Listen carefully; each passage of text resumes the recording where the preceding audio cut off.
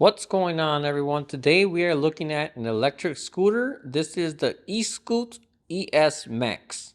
Looking at the specs, this electric scooter has a 450 watt motor, a 48 volt 10 amp hour battery, 10-inch non-pneumatic maintenance-free tires, front fork suspension, integrated front and rear lights, weighs 44 pounds, and has up to 30 miles of range on a single charge.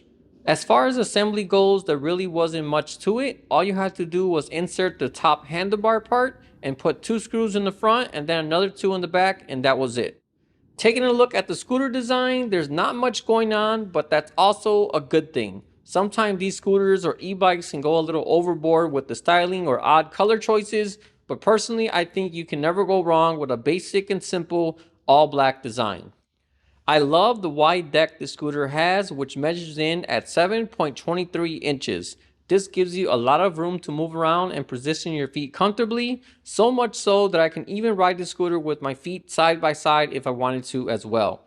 I'm not saying you should do that, as that probably wouldn't be the best balance wise, but it's cool to have that extra foot room there if you need it. So looking at the bars, at first I wasn't sure what this thing was, but it's actually what keeps the scooter in the folded position. To fold the scooter, you simply release this lever up front, and as the bars drop down, this will very securely latch onto the bottom half. The part that locks in from the bars does have a spring, so you can shake or move the scooter around all you like, and it's not going to open unless you intentionally push on the lever again to release it.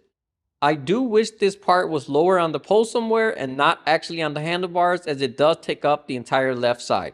Typically I'll put my phone on one side and my speaker on the other, but with this there, I only have room for my phone. Not too big of an issue, but it definitely would have been a lot better if it wasn't on the bars. Looking at the screen, it's a nice size display that's integrated into the bars, and everything is nice and visible as well.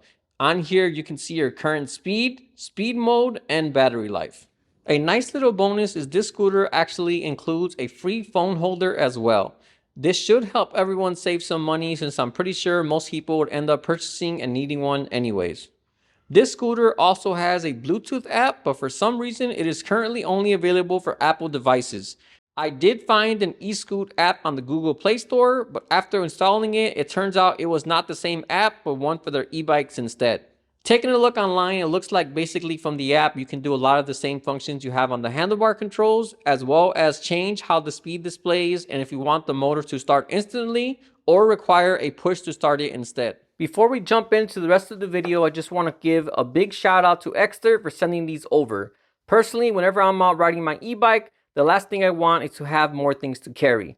With their Exter wallet, I can ditch my full-size wallet at home and bring only the cards or IDs I actually need. These are a lot slimmer than regular wallets, and you can easily store up to 12 cards. You just put all your cards up here inside, and then when you want to use one, you simply hit this switch right down here, and just like that, all your cards pop out. Beside this, the wallet also has built-in RFID protection to cover you from data theft, and they even have a tracker so you can track your wallet from your phone and always know where you left it. The one I have here is their Parliament wallet in a navy color, but they also sell a ton of different styles and colors as well. If you are interested in picking up one of these, I'll put the link and promo code below. Yeah, so this is definitely a nice and tall riding position. I'm 5'10", and this scooter feels perfectly comfortable for me to ride. The pole's not too short, not too tall, just a good height to get a nice feel and control of the scooter. The hand grips themselves are also pretty good as well. They have a nice cushiony rubber feel to them. Don't feel cheap like some other scooters have, so that's good as well. They are a bit on the smaller side. I don't have that big of hands, so my hands barely fit on there, but if you are someone with bigger hands, your hands might stick off the side just a little bit. Right now I have cruise control activated, which is always very nice and very cool to have on scooters. I'm on eco mode, and that puts you at 10 miles per hour. Then when you want to get out of cruise control, simply tap the brake, and that'll unlock it. All right, so I just turned it over to drive mode, and I also just realized my speedometer is not set in miles per hour. As I said earlier, I couldn't find the app, so I'm gonna have to take out my old iPad and install it there so I can switch this over. So right now it's in kilometers per hour instead, so I'm gonna have to look at the conversion and throw those up on the screen to what actually the miles per hour per speeds actually are for now. So let's go ahead and test out the drive mode, see what we can get top speed on this one.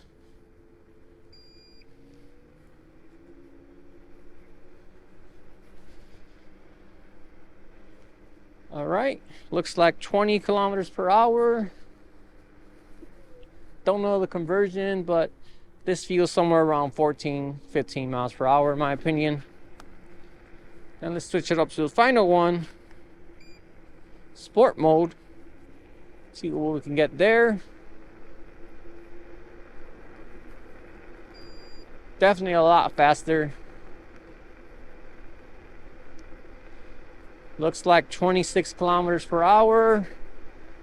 I'm gonna say this feels about 18, 19 miles per hour. Might be 20, but in my opinion, it doesn't feel like a whole 20. But like I said, I don't know the conversions offhand, so I'll look them up and throw them up on the screen. We'll see how wrong or correct I actually am. So this bike actually has two sets of brakes. It has the drum brake up front, and then it has the electronic motor braking back, similar to how a lot of cars have engine braking. So how it electrically pushes you forward, it also uses the same electric to slow you down and grab the motor as well. The brakes definitely work very well, but in my opinion, they might work a little too well. As soon as I push them, it doesn't have a smooth stop. I immediately get a bit of a sudden jerk forward.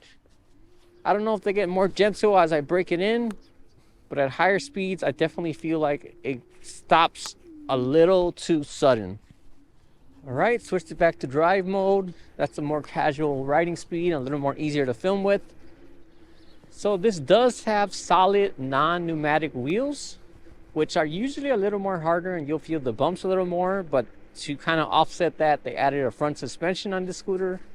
And it's definitely a nice and plush ride. I do feel some of the bumps traveling through the back wheel, but up front, it definitely does a great job of absorbing all the bumps. Because typically with pneumatic wheels, as you're riding, the wheel can kind of form to the floor, and that kind of offsets some of the bumps. But with these solid wheels, it's a little more rugged. You don't ever have to worry about flats, but the trade-off is usually a little bit more of a rough ride. Yeah, so for the price, this is definitely a solid scooter. If they can refine the brakes a little more, that'll definitely make this a home run scooter. Because other than the brakes, I really have no issues with the scooter. It rides well, it's very comfortable. It has more than enough speed for most people.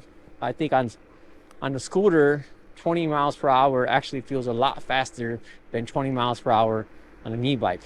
On average, I say most people are probably gonna ride the scooter at about 12 to 15 miles per hour, and that's a nice, comfortable cruising speed.